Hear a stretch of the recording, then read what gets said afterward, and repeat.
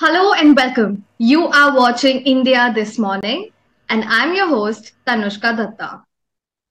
There is an Arabic word, and the word has a saying. It goes like, Har tasveer kuch kehti hai.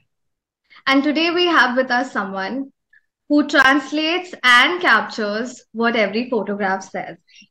Thank you so much for joining us, Mr. Siva Sai Jeevanantham.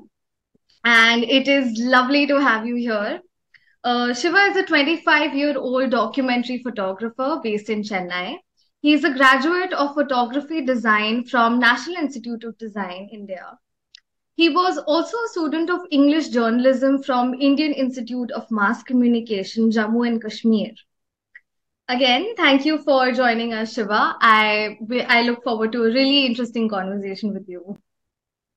Thank you, Tanushka. Would you say that,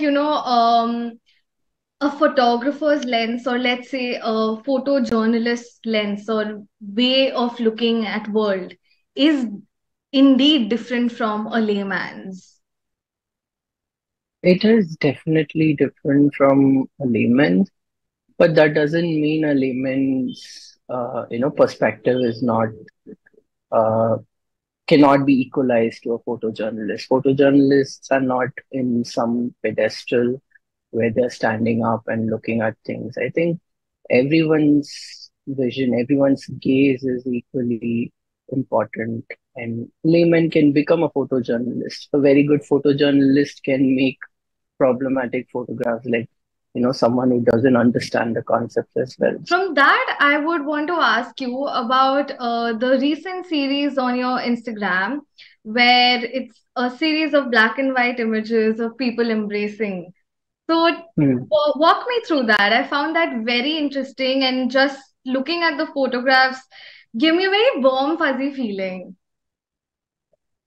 Yeah, it was just like, I have this sense of capturing people, which I felt I lost for a long time because most of the work that I started doing 4 years back were more researched and nuanced and thinking about gaze and everything. I stopped clicking photographs as and when I see things happening.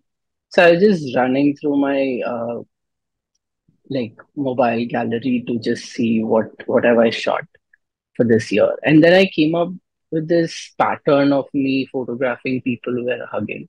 So that was really interesting. It was me spontaneously taking photographs of people in my life Mhm. who hugged each other, you know. And I've always been that person when anything happens, when there's a party or when there is like birthdays happening. I instantly take only my camera and photograph. I don't get involved in any of the party that is happening there. So camera has always used to be like this Like your partner who cue. used to, yeah, it used to activate me and enjoy the party.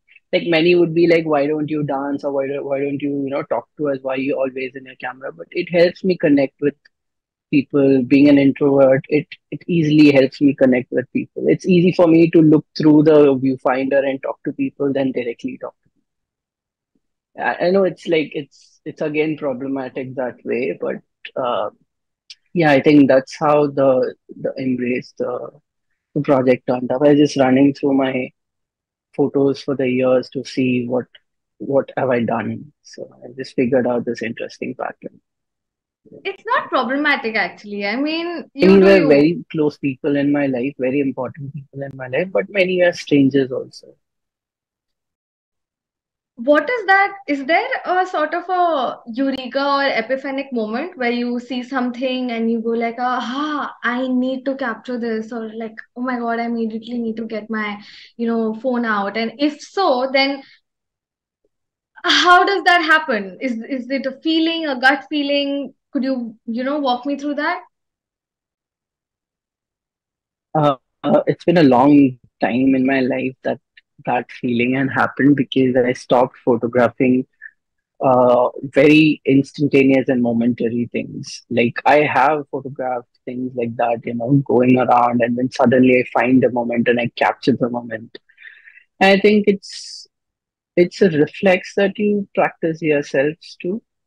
there had been an incident, very old photograph of mine, but very important photograph. There Mm-hmm. was a person who was being arrested from a house. And I was just photographing him, and since I was looking through the viewfinder, I was having a wide angle lens. I didn't realize how close I was with this person. So there were cops with two lathis, and they were like beating him up, and he was really close. So he was very drunk, and he was trying to burn his family. So he was getting arrested from there. So when I clicked that shot, I didn't understand what I had done, but I was very close. I didn't even take my eyes off the viewfinder for like a long time. I was just clicking and walking backwards. And I got this one photograph, which was like him vigorously shaking his head, and the like two policemen trying to hit him with the stick. So that was a very strong photograph of mine back in those days when I was into photojournalism and street photography.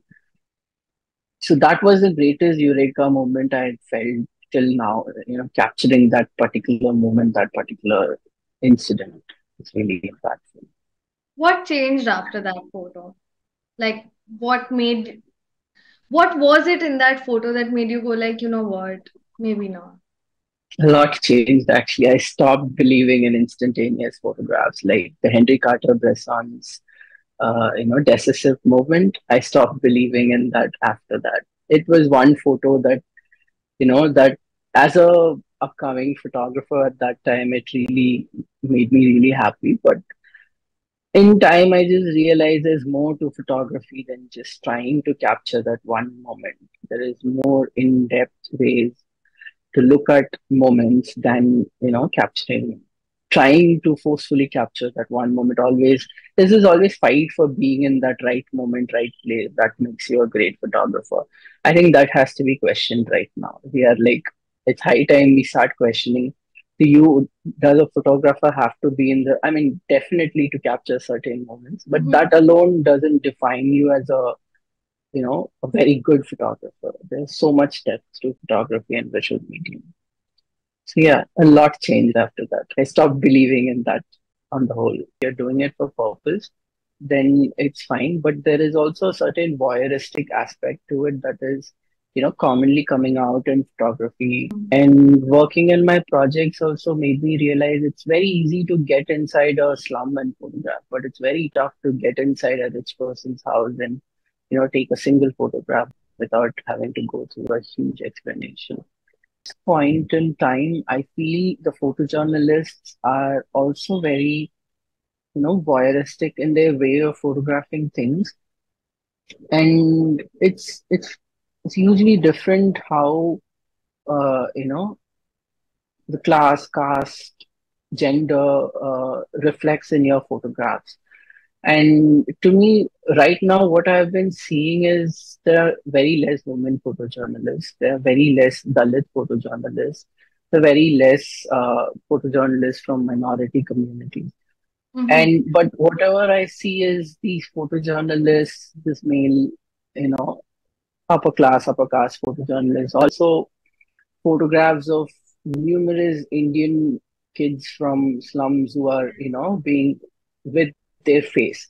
There's no sensitivity towards how you photograph them. It's okay even if you photograph them with face, but you can, in editing, you can just hide their faces. There are so many nuances that it's, it's again a problematic way of doing things, I guess. So I think photojournalists in India have a long way to go in understanding not just photography and techniques of photography, how to capture and all of that, Mm-hmm. but sensitivities of human beings and the politics behind image. It's a huge, you know, uh, scope of area to learn what a small image can create, and it's also consciously trying to avoid or step out of the gaze that you have been trained to, for most of your life. All right, then. We are almost up to time, and I think this sums it up. So, thank you so much for joining us today, Mr. Shiva Sai. And you are watching India this morning. And thank you. Thank you so much.